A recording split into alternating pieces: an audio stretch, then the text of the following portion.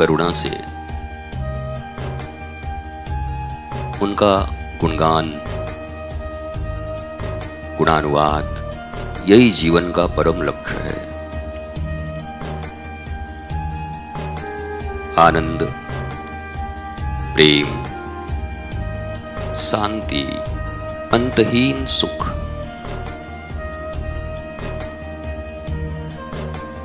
कृष्ण, राधा, श्री राम, शिव, आध्यात्म,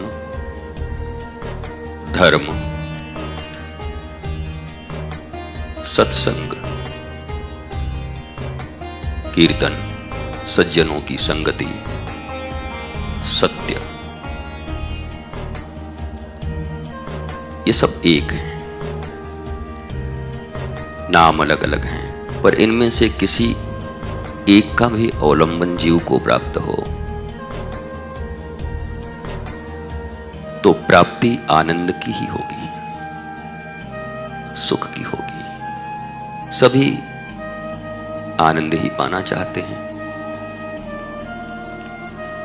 एक चोर चोरी करता है आनंद के लिए, पैसे कमाऊंगा, बड़ा आदमी बन जाऊंगा, बड़ी गाड़ियां खरीदूंगा, बंगले बनाऊंगा, आनंद से रहूंगा।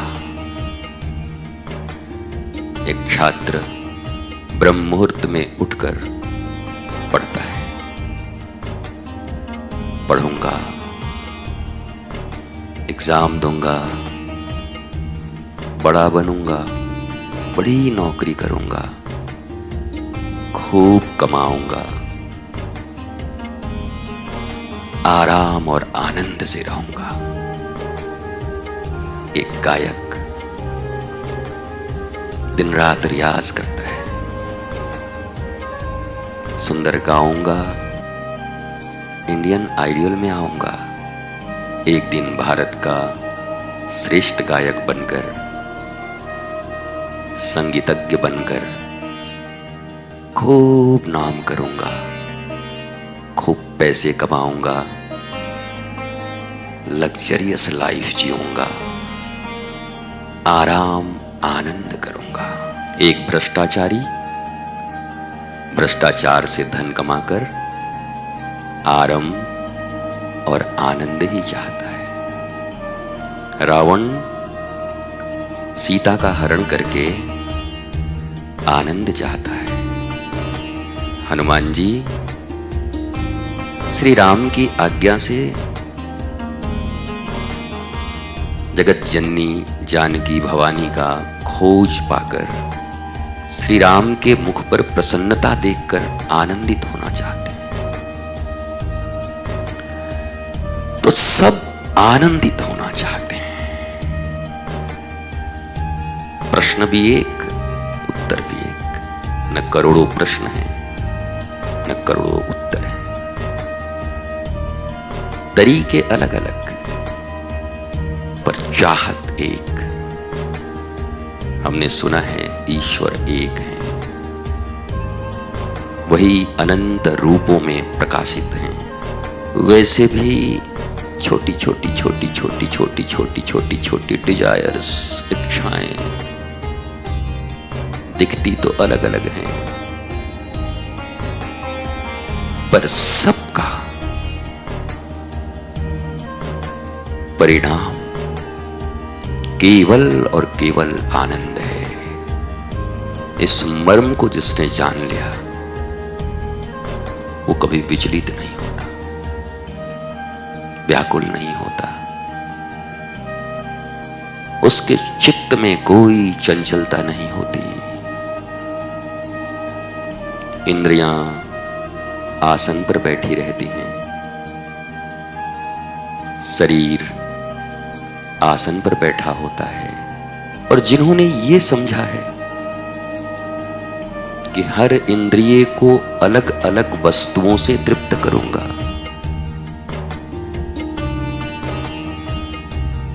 पुरखे के पुरखे चले गए,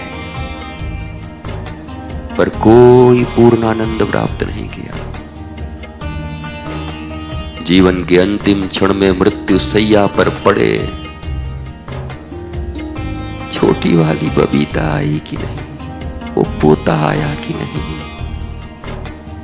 बैंक में इतना था निकाल लेना, हमारी एक ही इच्छा पूरी नहीं हुई, तुम्हारा विवाह नहीं देख पाया, अतृप्ता, संतुष्टि नहीं मिली। परमात्मा ने पूरा जीवन दिया था, 70, 80, 90 साल का, अनंत गुरु संत ऋषि इसी भारतवर्ष में तुम्हारे द्वार तक आ रहे थे, उंगली माल की तरह कह रहे थे ठहर जा, कब ठहरेगा,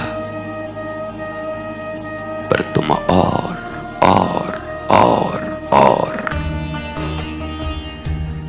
जो कुछ है सब मेरा होना चाहिए, हुआ नहीं। रोते हुए आए थे, रोते हुए चले गए। ये मानव जन्म है क्या? इसी के विषय में ये कहा गया, दुर्लभो मानुषो देहि देहि नाम क्षणभंगुर तत्रापि दुर्लभम मन्ये वैकुंठ प्रिय दर्शनम। क्या यही दुर्लभ मनुष्य जन्म है? इमोशंस, अटैचमेंट्स, रिसीव, परसीव, धोखे, रोना, चिल्लाना, क्रोध करना, लालचियों की तरह पूरी जिंदगी जीना, मन, बुद्धि, चित्त सब चंचल, कर्म, मन, वचन तीनों अलग अलग। क्या यही मनुष्य जीवन है? इसके लिए इतनी तपस्या करते हैं देवता कि मुझे भी एक बार मनुष्य के रूप में जन्म दे देना इस भूमि पर, भारत भूमि पर। अगर ऐसी डिप्रेसिव लाइफ है, तनाव से भरा हुआ जिंदगी है, अभावों से भरा हुआ जिंदगी है, तो मनुष्य होकर क्या लाभ हुआ? विवेकवान क्यों बनाया परमात्मा ने आपको? पशुओं की तरह बस 3 ही चीजें तुम्हारे पास भी होती हैं, भोजन, शयन, मैथुन। पेट भरते, सोते, बच्चे पैदा करते, that's it, that's all। क्योंकि वो जो पशु हैं वो 3 काम करते। किसी गधे को आपने कभी उदास नहीं देखा होगा, वो मस्ती में अपना टक टक टक टक टक टक टक टक। मुर्गा रोज सुबह उठ के कुकड़ू बांग देगा। किसी तोते को उदास नहीं देखा मैंने। हमारे पीछे निकुंज वन है, ठीक संध्या को आके कोयल अपना कुहू कुहू मस्ती में, मौज में। पर जितनी टेंशन है हम सबको है।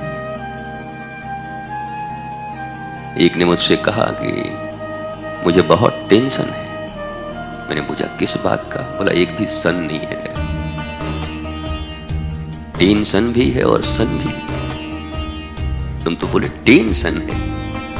इस जीवन में मनुष्यता तभी सार्थक होगी जब दोनों हाथ उठाकर घोषणा कर सको, दासोहम शिवोहम अहम ब्रह्मास्मि। आनंद ही आनंद बरस रहा, हे श्री कृष्ण तुम्हारे चरणों में। इसलिए 2 ही रास्ते हैं, एक अभाव का, एक भाव का। भावग्राही जनार्दन, ईश्वर का भोग भाव है और असुरों का भोग अभाव है। अब तुम निर्णय करो तुम्हारे इष्ट कौन है। अभाव में जी रहे हो तो असुर और राक्षस तुम्हारे इष्ट हैं, और भाव में जी रहे हो विदुरानी की तरह तो श्री कृष्ण तुम्हारे इष्ट हैं, जो आनंद स्वरूप हैं श्री कृष्ण। रसौ वैसा। और ये छोटी सी बात आध्यात्म की जिसको समझ में आ गई, उसका जीवन मस्त है, आनंदित है, वो बेचैन नहीं होता। तुम तो ऑफिस में भी बेचैन हो, घर में भी बेचैन हो, सिनेमा हॉल में भी बेचैन हो, सत्संग में भी बेचैन हो, यहां भी तुम स्थिर नहीं हो। घड़ी, आंखें, कान, इंद्रियां सब बिखरी पड़ी हैं। अभी डम्म से एक आवाज हो जाए, सब पीछे देखेंगे। ब्रह्म की आवाज नहीं सुनाई पड़ रही, डम्म की आवाज सुनाई पड़ रही। तो स्थिर बनो, तत्त चित्त बनो, बड़े बन जाओगे। धन से, यौवन से, सुंदरता से, घर से, पर चित्त की हालत अगर रुक न रही तो ये सब तुम्हें दुख देंगे। ज्यादातर अरबपति लोग ही डिप्रेशन में हैं। अब अगर पैसा ही मां बाप है तो तनाव में क्यों है? पद ही अगर मां बाप है तो बड़े बड़े पदों पर बैठे लोग रो क्यों रहे हैं? प्रयत्न करना बुरा नहीं है। मानव जन्म हुआ है परिश्रम के लिए। चतुर्विध पुरुषार्थ हैं, धर्म, अर्थ, काम, मोक्ष।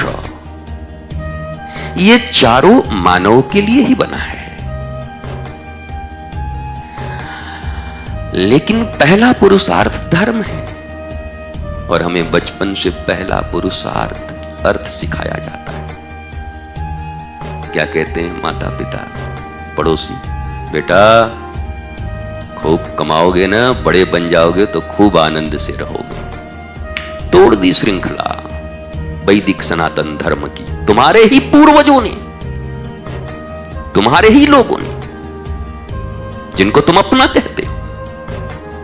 उन्होंने तुम्हें ये नहीं कहा कि पुरुषार्थ के 4 चरण हैं, उसमें पहला है धर्म, आध्यात्म, स्पिरिचुअलिज्म, स्पिरिट। बेटे अगर तुम्हारे भीतर धर्म हुआ तो अर्थ तुम्हारे पास आएगा ही, और अर्थ हुआ तो तुम्हारी सारी कामनाएं धर्मानुकूल पूर्ण होंगी। और जिसकी सारी कामनाएं धर्मानुकूल पूर्ण होती हैं वही मोक्ष प्राप्त करता है, वही जीते जी मुक्त होता है। पर तुमने गलत पढ़ाई पढ़ ली है। हमने क ख ग घ पढ़ा, तुमने अंग, च, ग, क, ख पढ़ा। तुम्हारा सब उल्टा चल रहा है, श्रृंखला नहीं तुम्हारे जीवन। और इतनी सी बात है, जो तनाव में है और जो मौज में है, इन दोनों के बीच बस एक इतना सा बात है, छोटी सी पतली लकीर है। वो शास्त्र, संत, गुरु और अपनी वैदिक परंपराओं के अनुरूप, अपनी संस्कृति के अनुरूप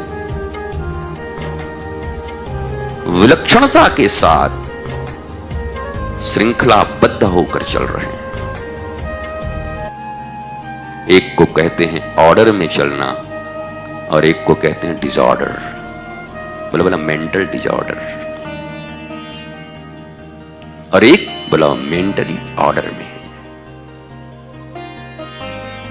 You have to decide who are you. Are you in order or in disorder? तो तुम देखोगे तुम सब विशृंखल हो, चूक कर रहे हो। महात्माओं के पास जा रहे हो, मंदिरों में जा रहे हो, अनुष्ठान पे अनुष्ठान, जप पे जप कर रहे हो। सारे प्रयत्न करने के बाद भी तुम्हारे जीवन में उस आनंद का उद्भव नहीं हो रहा है जिस आनंद के तुम सच्चे हकदार हो।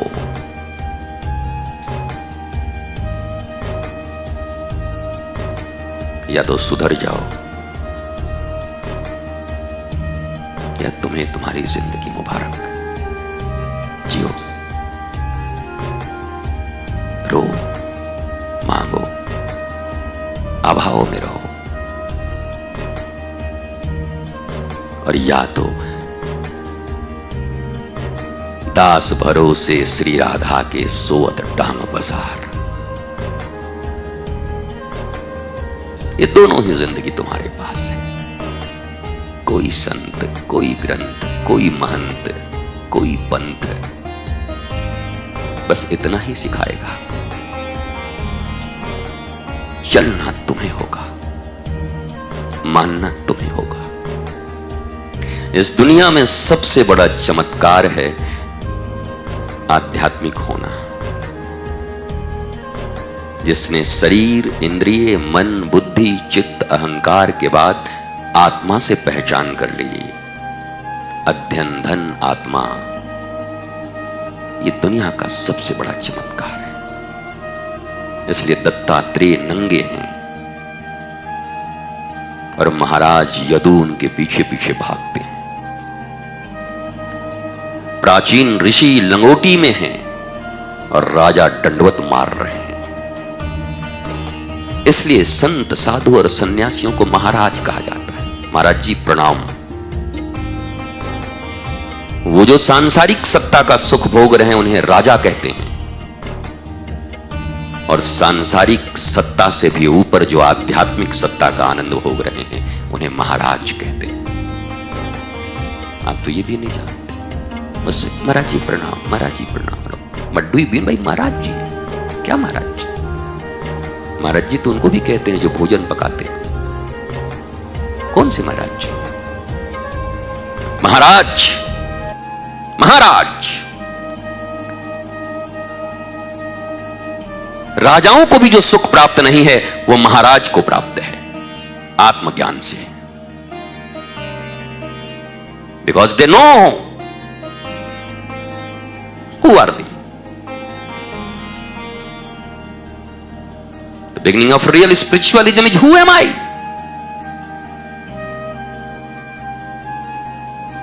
मैं थोड़ी बहुत इंग्लिश इसलिए बोलता हूं, मैं अपनी भारतीय भाषा को बहुत प्रेम करता हूं। हिंदी और संस्कृत का प्रबल पक्षधर हूं, परंतु 5 पीढ़ियों से अंग्रेजों की शिक्षा पढ़ पढ़ के ट्विंकल ट्विंकल लिटिल स्टार में जन्म लिए जो बच्चे हैं, बाबा ब्लैक शिप, वो शायद इसी भाषा को थोड़ा थोड़ा समझ पाएंगे। और फिर बंसी तो बंसी होती है। श्री कृष्ण कोई हरि प्रसाद चौरसिया जी थोड़ी हैं कि तुम्हारे मनोरंजन के लिए बंसी बजा रहे थे। वो बंसी बजा रहे थे इसलिए कि जीव मात्र प्राणों से बजी इस बंसी की आवाज सुनकर इस संसार से ऊपर उठकर, जगत से ऊपर उठकर जगदीश का प्रेमी बन जाए। तो बंसी का अर्थ ही होता है फंसाना। बुरा मत मानना, भगवान भी फंसाते हैं, पर वो फंसाते हैं तुम्हें मुक्त करने के लिए, और जगत तुम्हें फंसाता है बंधन में डालने के लिए। एक बंसी वो भी है जो मछली मारने वाले डालते हैं आटा, उसके भीतर कांटा। मछली ने जब खाया तो लगा जोर का चांटा। और जिंदगी ने कह दिया टाटा टाटा, खत्म। एक बंसी वो भी है जो जगत तुम्हारे लिए लगाए हुए है। ये सुंदरता, ये लोग, ये लुभावने नारे, ये लुभावने चीज, ये आई लव यू, मैं तुमसे बहुत प्रेम करता हूं। अरे प्रेम तुम्हारे पास होगा तब तो करोगे, तुम तो खुद ही भूखे हो। दो भिखारी मिले रास्ते में, दोनों ने झूठ बोलना शुरू किया। एक ने कहा हम तुमको अरबपति बना देंगे, उसने कहा हम तुमको करोड़पति बना देंगे, हम तुमको। दो भिखारी थे, बाद में पता चला दोनों के पास सत्तू खाने को पैसे नहीं। ये दुनिया के रिश्ते शायद ऐसे ही हैं, हर एक दूसरे को सब्ज बात दिखा रहा है और गाना भी गा रहे हैं एक दूसरे के, तेरा साथ है तो मुझे क्या कमी है, उसका साथ है यही कमी है। जिस दिन ये समझ गए कि उसका साथ ही कमी है, उस दिन बात बन जाएगी। ये गाने, ये भजन सिर्फ उस एक परमात्मा के ऊपर ही सिद्ध होते हैं। लोग हमसे प्रश्न पूछते हैं, आप सनातनी होकर फिल्मी गीत के ऊपर भी कभी कभी बोलते हैं, गा भी लेते हैं, रील्स भी आपकी टीम डाल देते हैं, इससे क्या फर्क पड़ता है? वो फिल्मी हैं कि भजन के हैं, कि जापानीज में हैं, कि जर्मन में है, कि फ्रेंच में है, परमात्मा बड़ा वेल नोन है, सर्वज्ञ है।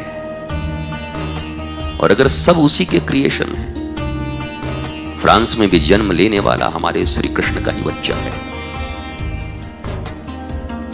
सऊदी में भी जिसने जन्म लिया वो भी हमारे किशोरी जी का ही बच्चा है। वो न समझे वो उनकी बात, जो समझते हैं उन्हें तो वैसे ही जीना चाहिए। वसुधैव कुटुंबकम की परिभाषा केवल सनातन धर्म ने दिया है। वसुधा हमारी कुटुंब है, पूरी वसुधा पृथ्वी का कण कण। इसलिए मेरे प्यारे मित्रों, बच्चों,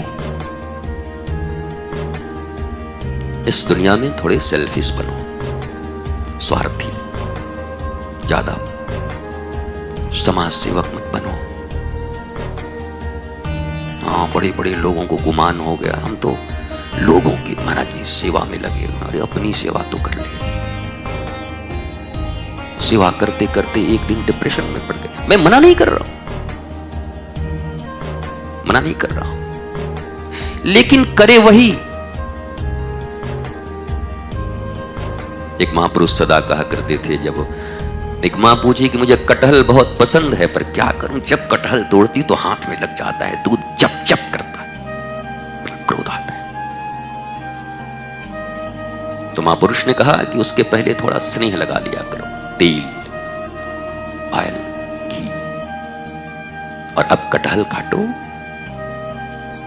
बरगद बनाओ, वो दूध कोई असर तुम्हारे ऊपर नहीं करेगी, चपचपा खत्म। वैसे तुम भी समाज सेवा करो, लोक सेवा करो, लोक मंगल करो, परिवार का मंगल करो, वसुधा का मंगल करो, लेकिन उसके पहले आध्यात्म का स्नेह, ज्ञान का स्नेह, ज्ञान का घी लगा लो हाथों में। अपने ब्रेन के ऊपर, इस अखरोट के ऊपर थोड़ा स्नेह लगाओ, फिर सेवा करो। सबको ही परमात्मा का अंश समझकर सेवा करो, फिर कोई अपेक्षा मत रखना। फिर ये गाने मत गाना कि अच्छा सिला दिया तूने मेरे प्यार का, यार ने ही लूट लिया घर यार का, फिर मत गाना, क्योंकि कोई चाहत नहीं, सब में उनका अंश है। उसी तरीके से उनकी सेवा कर रहा हूं। सेवा करूंगा ये खोल वाले की, मृदंग वाले की, और पता चला जिसको इसमें घुसने नहीं दिया गया, आश्रम में गाली दे के भगाया गया, वक्त पर वो खड़ा हो जाएगा श्री कृष्ण की प्रेरणा से। तुम इन्हीं से अपेक्षा क्यों रखते हो? अपने ही बच्चों से अपेक्षा क्यों रखते हो? जिसके लिए किया है उसी से अपेक्षा क्यों रखते हो? जब जब किसी ने अपेक्षा रखा उसकी उपेक्षा हुई।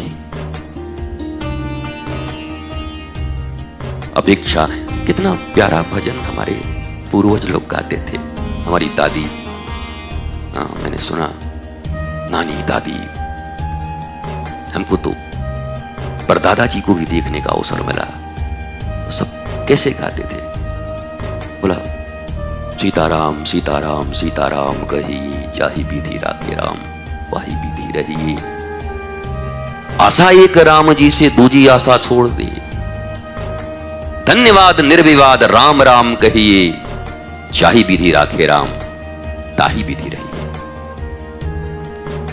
जिनको हम अनपढ़ कहते हैं पूर्वजों को, वो कितने आत्मज्ञानी थे। एक सुंदर छोटे से भजन में भारतीय दर्शन, भारतीय आध्यात्म का पूरा कीमिया दे दिया उन्होंने एक भजन में। आशा एक राम जी से। राम कौन है? रामो विग्रहवान धर्म, धर्म चलते फिरते धर्म। आशा एक धर्म से,